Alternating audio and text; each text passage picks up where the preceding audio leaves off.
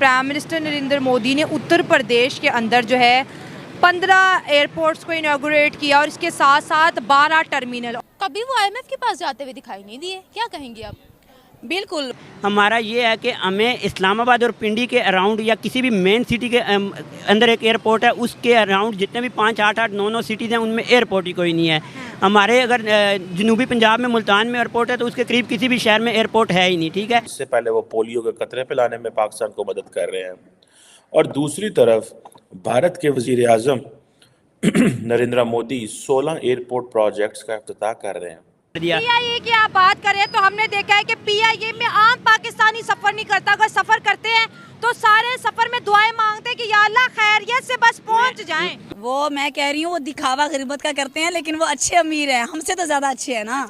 15 airport एक साथ inaugurate करना, सर ये कोई छोटे प्रोजेक्ट्स नहीं है, लेकिन जैसे आपने कहा कि इंडिया कर सकता है, व्हाई नॉट पाकिस्तान?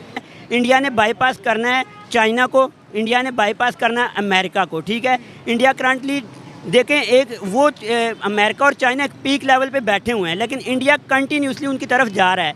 मोदी ने एक इंटरव्यू में कहा था कि एक जलसे में कहा था कि उन्होंने कहा था ये अपनी मौत खुद मरेंगे, अपनी मौत खुद मरेंगे, और वो वाकई हम देख रहे हैं कि हम अपनी मौत मर रहे हैं। ठीक है,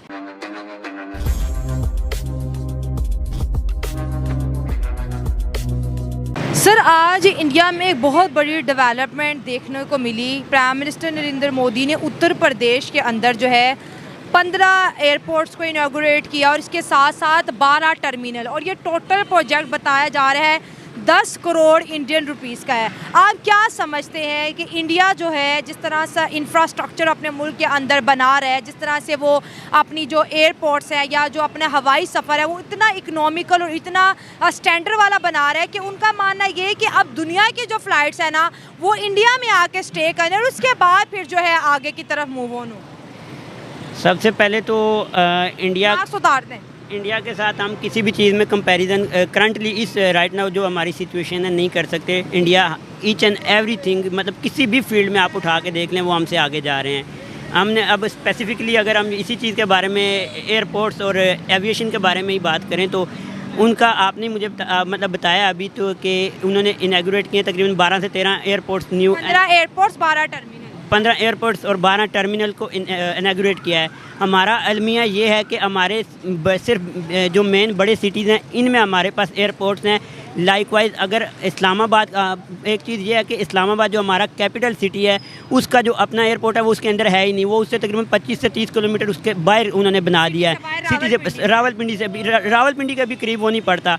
दूसरी बात ये है कि किसी भी मुल्क के अंदर अगर आपने उसके इंफ्रास्ट्रक्चर को डेवलप करना है तो सबसे पहले रोड्स और एयरपोर्ट्स और ये चीज़ें डेवलप की जाती हैं। हमारा ये है कि हमें इस्लामाबाद और पिंडी के अराउंड या किसी भी मेन सिटी के अंदर एक एयरपोर्ट है, उसके अराउंड जितने भी 5, 8, 9 सिटीज़ हैं उनमें एयरपोर्ट ही कोई नहीं है। हमारे अगर जनूबी पंजाब में मुल्तान में एयरपोर्ट है तो उसके करीब किसी भी शहर में एयरपोर्ट है ही नहीं। ठीक है, ये चीज़ें हमारे एयरपोर्ट के एविएशन से रिलेटेड इतनी हमारा हम बैकवर्ड में जा रहे हैं, सिचुएशन में जा रहे हैं। दूसरा ये है कि पीआईए के पास, पीआईए एक दौर था कि पीआईए ने एमिरेट्स को, दुबई जो दुनिया की मेरा ख्याल है 3rd लार्जेस्ट जो है इस वक्त जिनके पास प्लेन्स हैं वो दुबई है, एमिरेट्स एयरवेज़ के पास हैं। तो हमने एमिरेट्स को स्टार्ट करवाया था, पीआईए ने उनको जाके अपने प्लेन्स दिए थे। आज एमिरेट्स दुनिया की 3rd लार्जेस्ट प्लेन रखने वाली वो एयरवेज़ कंपनी है। ठीक है, हमारा हाल ये है कि आज हमारे पास 32 प्लेन हैं जिसमें से 14 ग्राउंडेड है, जो हमारे जिनके कोई फाइनेंशियल इश्यूज़ की वजह से नहीं चल रहे, कुछ के मतलब उनके रिपेयरिंग के काम हैं, जो भी होते हैं ये चीज़ें हमारे पास 32 में से 14 वो निकालने, 18 एयरप्लेन पे पूरा पाकिस्तान 26 करोड़ आवाम का मुल्क सिर्फ 14 अपने सरकारी जो प्लेन वो लेके चल रहा है। इसके अलावा प्राइवेट तो शाहीन भी है, ये भी है। जब हमने पीआई ने अपनी जर्नी स्टार्ट की थी 1946 if I am not wrong, तो 1946 में इन्होंने, उसके बाद 1946 में ये ओरिएंट एयरवेज थी, फिर 1955 में पीआई 46 मतलब पाकिस्तान बनने से पहले ओरिएंट एयरवेज था। लेकिन जब ये पाकिस्तान बना तो 1955 में इन्होंने इसको Pakistan Airways Pakistan international Airways कर दिया। पीआईए की आप बात करें तो हमने देखा है कि पीआईए में आम पाकिस्तानी सफर नहीं करता, अगर सफर करते हैं तो सारे सफर में दुआएं मांगते हैं कि या अल्लाह खैरियत से बस पहुंच जाए। मैंने आपको अभी बताया ना कि किसी भी मुल्क को अगर हमने उसके अंदर इंफ्रास्ट्रक्चर को, उसके अंदर सेहत को फ़रोग देना है तो ये चीज़ें बेसिक उसके अंदर होनी चाहिए। हमारी आज भी PIA के या जहाज़ों के बारे में कभी भी हम बात करते हैं तो हमारे जहन में वही 3 पठानों वाला लतीफ़ा आता है कि जहाज़ में बैठे थे, एक ने कहा मैं ये फेंकूँगा तो वो जिन ने कहा मैं ये भी पकड़ के ले आऊँगा। हम आज भी जहाज़ के बारे में बात करते हैं तो वो पठान सिख और पंजाबी वाली मिसालें और मजाकें बनाते हैं। हमने अपने आप का ही मजाक बनाया हुआ है। सर आपको क्या लगता है कि जिस तरह से इंडिया अपने मुल्क को सुपर पावर अमेरिका के लेवल पे लेके आ रहा है, सुपर पावर चाइना के लेवल पे लेके आ रहे हैं, 15 एयरपोर्ट एक साथ इनॉग्रेट करना, सर ये कोई छोटे प्रोजेक्ट्स नहीं है, लेकिन जैसे आपने कहा कि इंडिया कर सकता है, व्हाई नॉट पाकिस्तान? मैंने आपको एक चीज़ बताई है कि देखें इंडिया के साथ हमारा अभी करंटली कंपैरिजन नहीं है। हमारे यहाँ ये तकरीबन कल परसों हमारी हुकूमत बनी है, ये हुकूमत इस सिचुएशन में नहीं है, इसकी चारों टांगे अपनी हैं ही नहीं। 2 पार्टियां मिल के हैं, 2 पार्टियां मिल के हैं। 6 महीने के अंदर अंदर ये यकीन माने आपस में ऐसे लड़ रहे होंगे कि जैसे ना वो चावल में बिरयानी की प्लेट में बोटी आ जाए तो आपस में सारे लड़ पड़ते हैं कि ये मेरी, वो हिसाब किताब है। अभी ये अल्लाह करे कि पाकिस्तान के हालात बेहतर हो, लेकिन करंटली जो सिचुएशन जा रही है, इंडिया ने बाईपास करना है चाइना को, इंडिया ने बाईपास करना है अमेरिका को। ठीक है, इंडिया करंटली देखें एक वो अमेरिका और चाइना एक पीक लेवल पे बैठे हुए हैं, लेकिन इंडिया कंटिन्यूसली उनकी तरफ जा रहा है। तो जो चीज़ वो अपने प्रोसेस को रोक के, मतलब उन्होंने अपने साथ टैग लगा लिया कि हम जी डेवलप्ड पावर्स हैं, ये वैसे जा रहा है कि इन्होंने उस डेवलप्ड को भी नीचे करना है और इंडिया ने यकीनन करना है। इंडिया ने हमारे रावी को, अगर आपको पता होगा तो रिसेंटली इन्होंने रावी का पानी रोक दिया है। इन्होंने हमें हर तरह से टक्कर देनी है, इन्होंने हमें घुटनों के बल करना है कि हम इनके सामने बैठे मुज़ाकरात की टेबल पे। हम वो जंग करके या ये चीज़ें करके ऐसे किसी भी मामले से इंडिया के साथ कम्पीट नहीं कर सकते करंटली। ये नहीं है कि मैं अपने आप मुल्क को क्रिटिसाइज़ कर रहा हूँ, हम भी बहुत सी चीज़ों में उनसे अच्छे हैं, लेकिन करंटली ये है कि हमारे अंदर लीडरशिप नहीं है, हमारे अंदर कोई ऐसी लीडरशिप नहीं है। सर अभी आपने जगह कि वो हमें टेबल टॉक पे मजबूर कर रहे हैं, तो शहबाज शरीफ ने जब वो निगरान हुकूमत के जो वज़ीर आज़म थे तब भी उन्होंने UAE में बड़ी रिक्वेस्ट की कि हमारे प्राइम मिनिस्टर नरेंद्र मोदी से बात करवा लें। आपको क्या लगता है, क्या पाकिस्तान को एहसास हो रहा है कि हमें अपने जो पड़ोसी मुल्क इंडिया से ताल्लुकात बेहतर करने होंगे for Pakistani survival?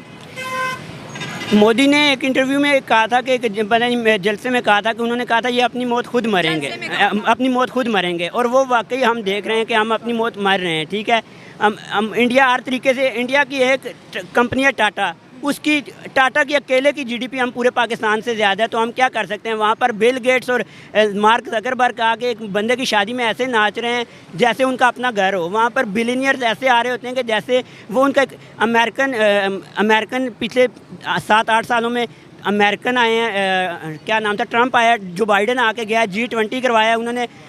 Justin Trudeau, जिसको handsome PM of the world कहते हैं, उसने 7 दिन का पूरा फैमिली के साथ टूर इंडिया में करके वो गए हैं।